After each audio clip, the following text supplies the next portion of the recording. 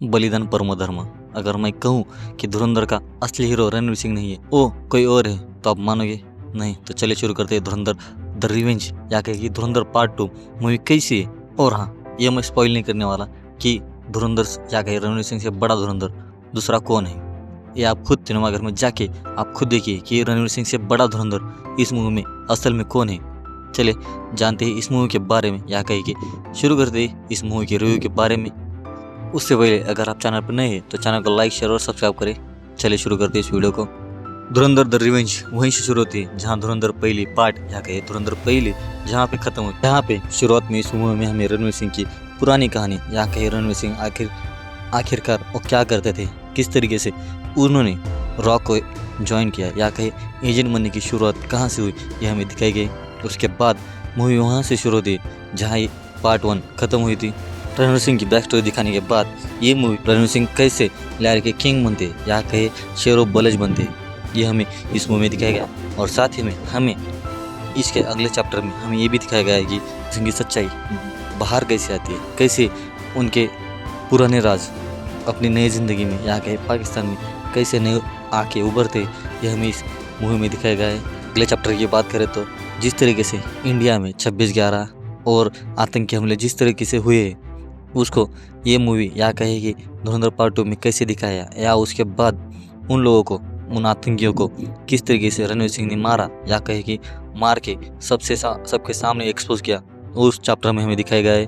अगले चैप्टर की बात करें तो हमें 2016 में किस तरीके से नोटबंदी हुई थी, या कहे कि किस तरीके की प्रॉब्लम आई थी, वो किस वजह से नोटबंदी की थी, ये हमें इस मूवी में दिखाई देने वाला है। या कहे कि इस मूवी से हमें बहुत सारे ऐसे राज खुलने वाले, 2016 में जैसे नोटबंदी की थी, ये हमें इस मूवी की वजह से हमें पता चला कि आखिरकार वो नोटबंदी आखिर क्यों हुई, क्यों थी।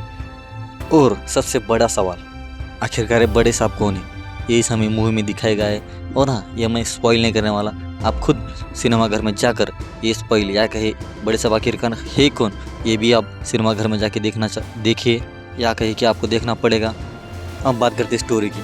स्टोरी जिस तरीके से डायरेक्टर आदित्य धर ने जिस तरीके से स्टोरी लिखी है, मुझे ऐसा लग रहा है कि डायरेक्टर आदित्य धर जिस समय पे ये सब इंडिया में हो रहा था, मुझे ऐसा लग रहा है कि आदित्य धर खुद पाकिस्तान में उनके साथ में बैठकर सब कुछ देख रहे थे, ऐसा मुझे लग रहा है। जिस तरीके की इस मूवी में डिटेलिंग है, वो खुद डायरेक्टर आदित्य धर के अलावा कोई और भी नहीं कर सकता। डायरेक्टर आदित्य धर की डिटेलिंग की बात करें तो जो बैकग्राउंड या जूनियर आर्टिस्ट थे वो खुद लहरी से थे।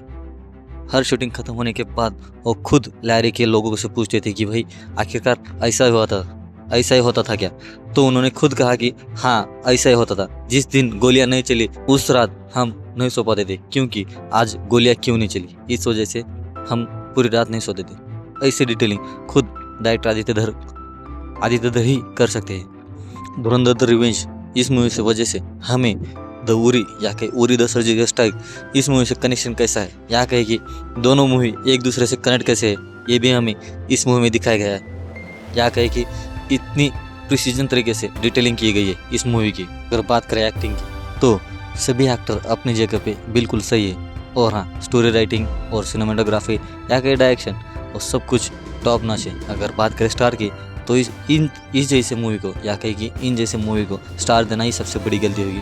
आपको क्या लगता है, डायरेक्टर आदित्य धर ने जिस तरीके से धुरंधर में ये सब चीज़ें हमें दिखाई है, क्या ये सच में है? अगर है तो आप कमेंट में अपनी राय जरूर बताना। और हाँ, चैनल को लाइक, शेयर और सब्सक्राइब करना मत भूलना। मिलते हैं अगली वाली वीडियो में।